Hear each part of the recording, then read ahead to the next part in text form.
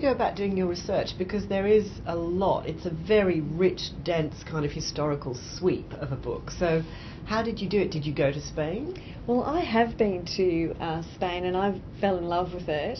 And always had an attraction for Spanish music and Spanish dance. Of course, there's a lot about flamenco dance in there. And when I hear that music, it stirs something in me, even though I don't have Spanish blood. And have you been a dancer?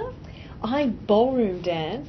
That's actually how I met my husband. Yes, that's right, I remember that. Weren't you learning to tango? Yes, when I was researching Wild Lavender, I wanted to learn the tango and met him that way, and discovered you can't dance the tango and not fall in love. Uh-oh. But definitely, and for this book, it's inspired me to take up flamenco lessons as well, because it just, for me, ballroom dance is so elegant. But flamenco is so earthly, it's so connected to something very deep Much in rawer. ourselves. Yes, and very expressive. Well, for me, ballet is absolute beauty, and it's the refinement. It's as refined as you could be about dance, and also ballroom to that extent as well. It's very elegant. But it's a series of steps that you learn, and you may in ballroom you put them together, but in ballet it's something that's rehearsed and rehearsed and rehearsed until it's absolute, perfection.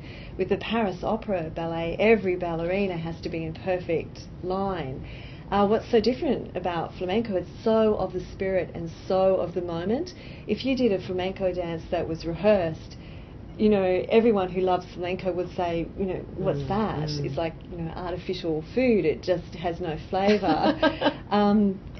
With flamenco, it's really of the spirit. And for me, that fascinated me, that they actually talk about your demon in flamenco coming forth, and that's what inspires you to dance.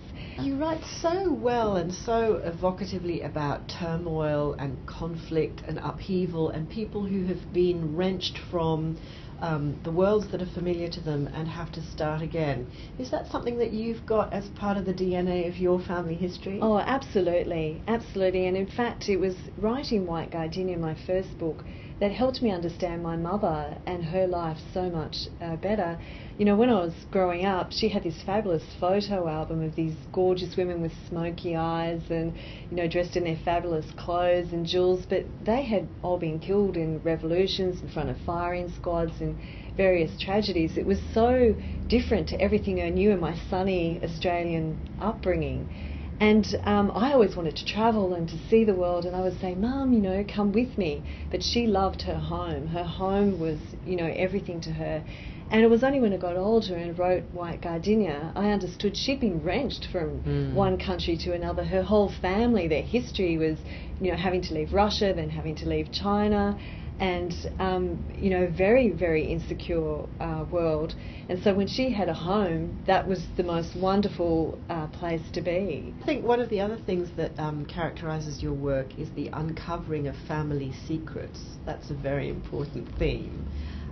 Is that something that you experienced, that, maybe your mother didn't reveal all her stories to you and kept some things back because they were too painful? Oh, absolutely. They were painful to her, but also to protect me from very painful things. She would talk about her aunt. She had a beautiful aunt who was very musical, but she never mentioned that she died in a gulag because she went back to, to the Soviet Union, whereas my mother and her mother came to Australia. So definitely there was an idea of not, affecting me, not upsetting me, and it was really only when I was older that these, stories started to come through, exactly the same as with my character in Golden Earrings, that she's very much protected from her family history. It's not so much secrets to be devious, but secrets kept to avoid, facing a terrible reality. You're very good on details in this book about what people eat and what they wear. I think the detail in the clothes, when I'm researching, we talked about that earlier, I do actually look at the recipe books of that period, so that I'm actually, the recipes, I can say, are authentic for that time. And that was certainly the case with Tuscan Rose.